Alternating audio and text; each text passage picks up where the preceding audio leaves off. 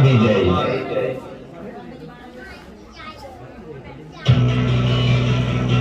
ਜਦੋਂ ਮੇਰੀ ਅੱਖੀ ਉੱਠੀ ਨਾ ਤੁਸੀਂ ਵੀ ਬਸ ਉਦੋਂ ਹੀ ਦੌੜੇ ਹੋ। ਆਪਣੀ ਮਾਂ ਨੂੰ ਛੱਡ ਕੇ ਕਿੱਥੇ ਜਾਓਗੇ ਭਗੌੜੇ। ਇਹ ਮੈਨੂੰ ਮੇਰੀ ਮਾਂ ਦਾ ਤਾਨਾ ਸੀ, ਮੇਰੀ ਮਾਂ ਪੰਜਾਬੀ ਬੋਲੀ ਦਾ, ਤੇ ਮੈਂ ਬਸ ਇੰਨਾ ਆਖ ਕੇ ਉੱਥੋਂ ਪਰਤ ਕੇ ਆਇਆ ਕਿ ਤੇਰਾ ਲੀਰੋ ਲੀਰ ਹੋਇਆ ਦੁਪੱਟਾ ਵੀ ਸੰਭਾਲਣਗੇ ਮਾਂ। ਹਾਲੇ ਤੇਰੇ ਪੁੱਤ ਮਸਰੂਫ ਨੇ ਇੱਕ ਦੂਜੇ ਦੀਆਂ ਪੱਗਾਂ ਉਛਾਲਣ ਵਿੱਚ। ਨਾ ਪੁੱਤ ਕਰੇ ਗੱਲ ਚੰਗੀ ਵੇ, ਕਿਉਂ ਪੁੱਟ ਗਏ ਮਾਂ ਦੀ ਸੰਗੀ ਵੇ। ਨਾ ਪੁੱਤ ਕਰੇ ਗੱਲ ਚੰਗੀ ਵੇ, ਕਿਉਂ ਪੁੱਟ ਗਏ ਮਾਂ ਦੀ ਸੰਗੀ ਵੇ। ਮੈਂ ਤੂੰ ਪਾਸੇ ਤੋਂ ਲੰਗੀ ਵੇ, ਕਿਉਂ ਲੰਘ ਚੱਲਿਆ ਮੁੱਖ ਮੋੜ ਕੇ ਅੱਜ ਤੇਰੀ ਮਾਂ ਬੋਲੀ ਨੇ। ਸਾਰੇ ਪੁੱਤਰਾਂ ਦੀ ਲੋੜ ਤੇ ਅੱਜ ਤੇਰੀ ਮਾਂ ਬੋਲੀ ਨੇ। ਸਾਰੇ ਪੁੱਤਰਾਂ ਦੀ ਲੋੜ ਤੇ ਅੱਜ ਤੇਰੀ ਮਾਂ ਬੋਲੀ ਨੇ।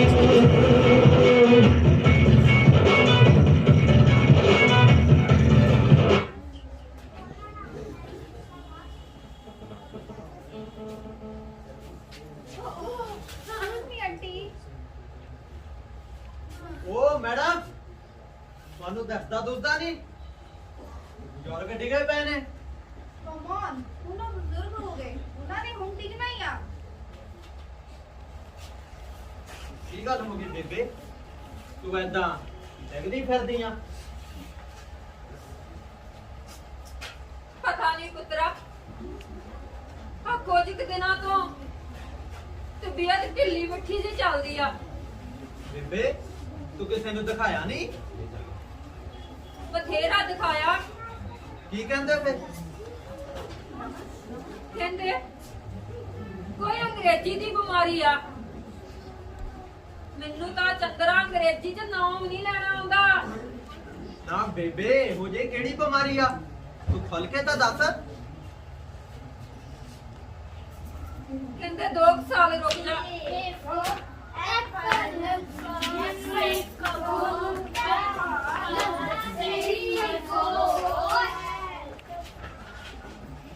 ਫਿਰ ਤੈਨੂੰ ਪਤਾ ਲੱਗ ਜੂ ਕਿਹੜੀ ਅੰਗਰੇਜ਼ੀ ਦੀ ਬਿਮਾਰੀ ਆ।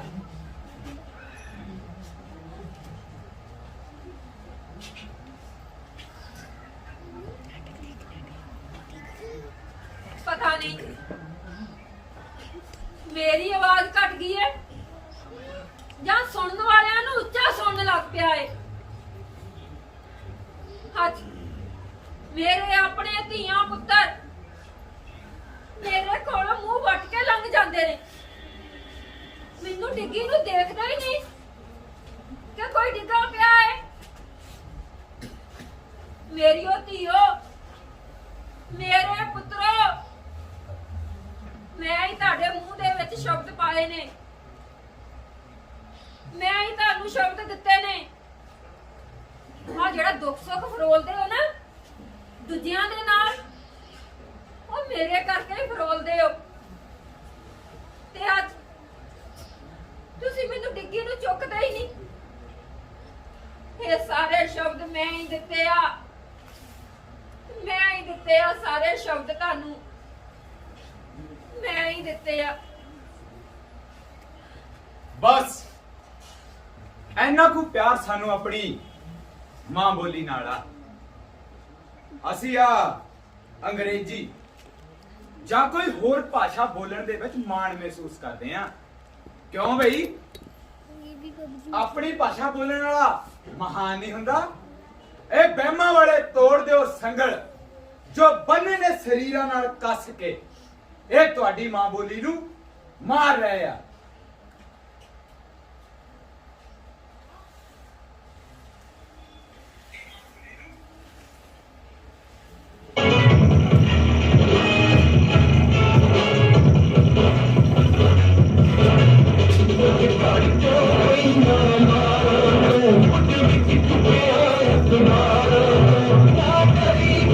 Thank you.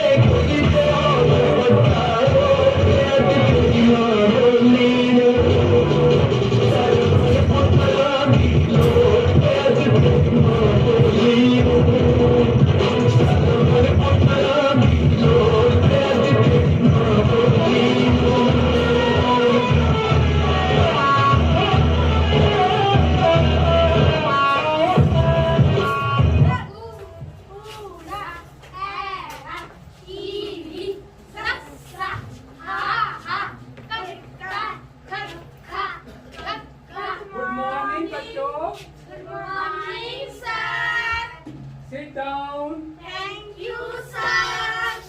कल जो आप लोगों को सबक पढ़ाया था सबने याद किया है? Yes sir. चलो रिवीजन करते हैं। Okay sir. आप खड़े हो जाओ। ये क्या है? जी अंकल। क्या है ये? जी अंकल। आम क्या होता है? बताया नहीं था इसको? आम बोलो या फिर मैंगो बोलो। तुम लोगों को समझ नहीं लगती है एक बार कि पंजाबी नहीं बोलनी है, नहीं बोलनी है, नहीं बोलनी है। बैठो आराम से। बेटा तुम उठो, इधर आओ। ये क्या है? जी चंद्रमा। ओहो, इसको मून बोलते हैं। कितनी बार समझाओ तुम्हें? पंजाबी नहीं बोलनी है, नहीं बोलनी है, नहीं बोलनी है। या तो इंग्लिश बोलो या फिर हिंदी में बोलो। क्यों नहीं समझ लगती तुम लोगों को? चलो बैठो जाके। तुम आओ इधर। ये क्या है? जी चमचा। ओहो, तुम सब एक जैसे ही हो। इसको स्पून बोलते हैं या फिर चम्मच। बोलो स्पून, स्पून। चम्मच। चम्मच। हाँ, चलो बैठो। तुम आओ बेटा, तुम आओ। ये क्या है? कीड़ी। ओहो, सब एक से बढ़कर एक हैं। किसी को कुछ समझ नहीं लगता। इसको चींटी बोलते हैं, चींटी। कितनी बार समझाऊं कि पंजाबी नहीं बोलनी है, नहीं बोलनी है, नहीं बोलनी है, पर किसी को कुछ समझ नहीं लगता। अगर कल से कोई पंजाबी बोला तो उसको पनिश भी करूंगा और तुम्हारे पेरेंट्स को भी बुलाऊंगा। लगी समझ? चलो, आगे से कोई पंजाबी नहीं बोलेगा।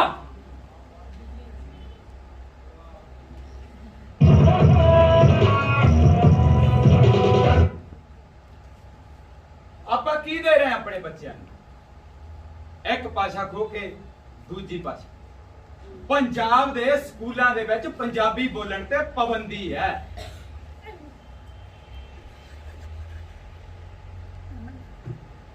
ਇੱਕ ਤਾਂ ਗਾਣਿਆਂ ਵਾਲੇ ਨੇ ਜੋ ਹੱਥ ਚੱਕੀ ਹੈ ਉਹ ਤਾਂ ਹੈ ਹੀ, ਪਰ ਸਾਡਾ ਤਾਂ ਫਰਜ਼ ਬਣਦਾ ਹੈ ਕਿ ਅਸੀਂ ਉਹਨਾਂ ਦੇ ਅੰਦਰ ਚੰਗੀ ਸਮਝ ਪੁੰਗਰਨ ਲਈ ਉਹਨਾਂ ਨੂੰ ਸਰਕਾਰੀ ਸਕੂਲਾਂ ਦੇ ਵਿੱਚ ਭੇਜੀਏ।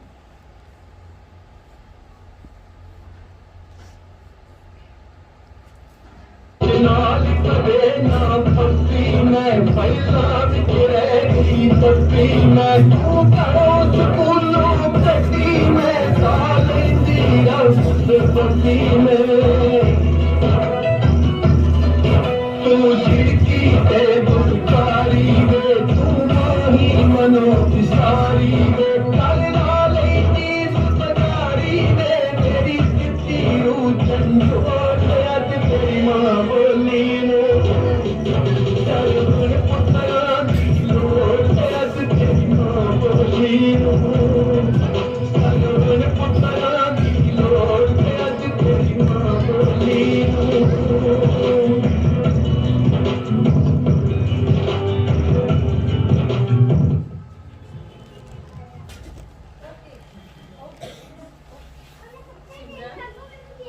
ਕੀ ਹਾਲ ਹੈ ਤੇਰਾ? ਵਧੀਆ ਪ੍ਰੀਤ, ਤੂੰ ਸੁਣਾ ਕਿਵੇਂ ਆ?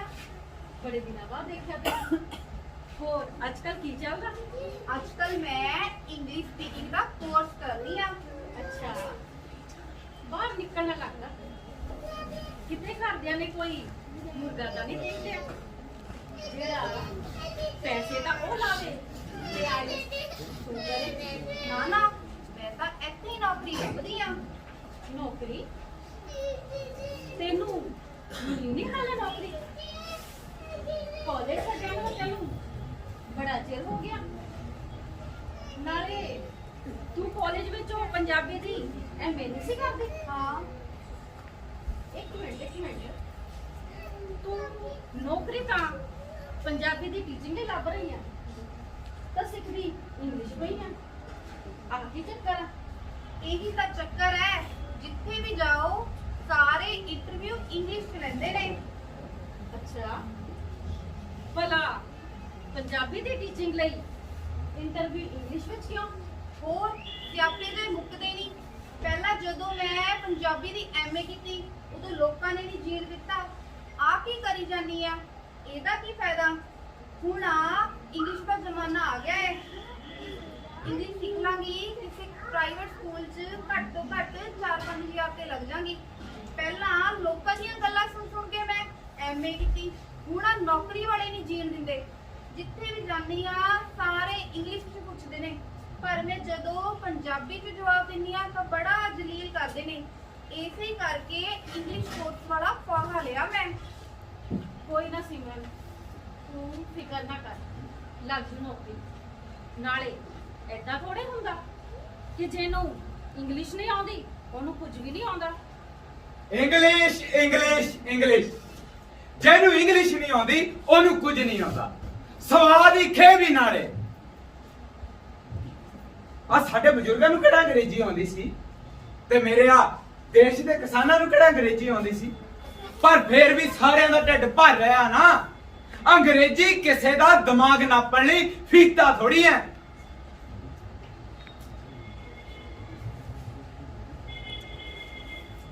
ਆਖੇ ਮਾਣ ਪੰਜਾਬੀ ਹੋਣ ਤੇ ਕਾਹਦਾ ਮਾਣ ਬਈ? ਆ ਭੋਕੀਆਂ ਟੌਰਾਂ ਦਾ ਜਾਂ ਦਾਰੂ ਪੀ ਪੀ ਕੇ ਜੋ ਤੁਸੀਂ ਲੜਦੇ ਹੋ ਉਹਦਾ ਮਾਣ? ਉਹ ਕਾਹਦਾ ਮਾਣ ਚੱਕੀ ਫਿਰਦੇ ਹੋ? ਹਾਂ, ਮੈਨੂੰ ਇੱਕ ਗੱਲ ਦਾ ਮਾਣ ਹੈ। ਮੈਨੂੰ ਇੱਕ ਗੱਲ ਦਾ ਮਾਣ ਹੈ ਕਿ ਦੁਨੀਆ ਦੇ ਵਿੱਚ 5000 ਭਾਸ਼ਾਵਾਂ ਦੇ ਵਿੱਚੋਂ ਪੰਜਾਬੀ ਭਾਸ਼ਾ 10ਵੇਂ ਨੰਬਰ ਤੇ ਹੈ।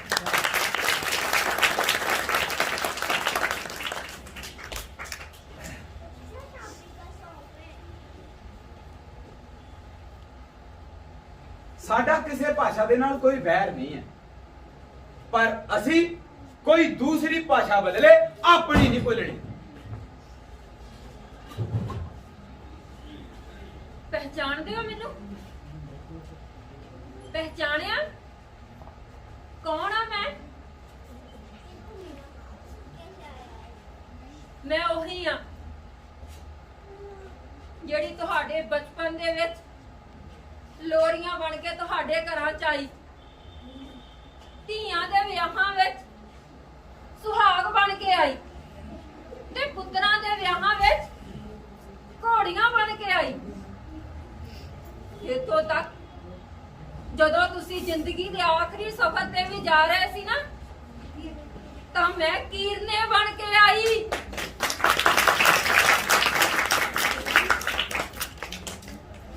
ਕਿੰਨੀ ਮਿਠਾਸ ਹੈ ਨਾ, ਕਿੰਨੀ ਮਿਠਾਸ ਹੈ ਇਹਨਾਂ ਅੱਖਰਾਂ ਦੇ ਵਿੱਚ।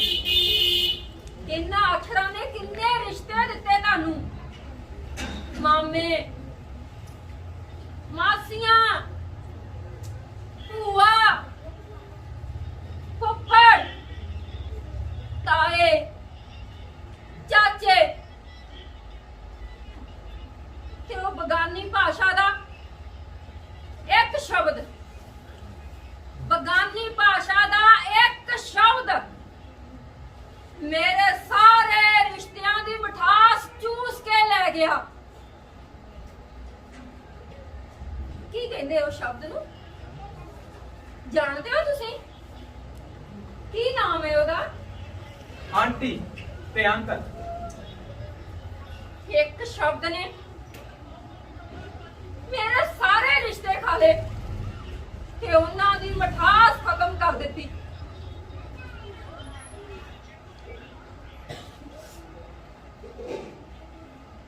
ਭਾਸ਼ਾ ਸਾਡੀ ਮਾਂ ਬੋਲੀ ਗੁਰੂਆਂ ਪੀਰਾਂ ਪੈਗੰਬਰਾਂ ਤੋਂ ਸ਼ੁਰੂ ਹੁੰਦੀ ਹੋਈ ਸਾਡੇ ਤੱਕ ਪਹੁੰਚੀ ਹੈ, ਤੇ ਹੁਣ ਸਾਡਾ ਫਰਜ਼ ਬਣਦਾ ਹੈ ਕਿ ਅਸੀਂ ਵੀ ਇਸ ਭਾਸ਼ਾ ਨੂੰ ਰਹਿੰਦੀ ਦੁਨੀਆ ਤੱਕ ਲੈ ਕੇ ਜਾਈਏ।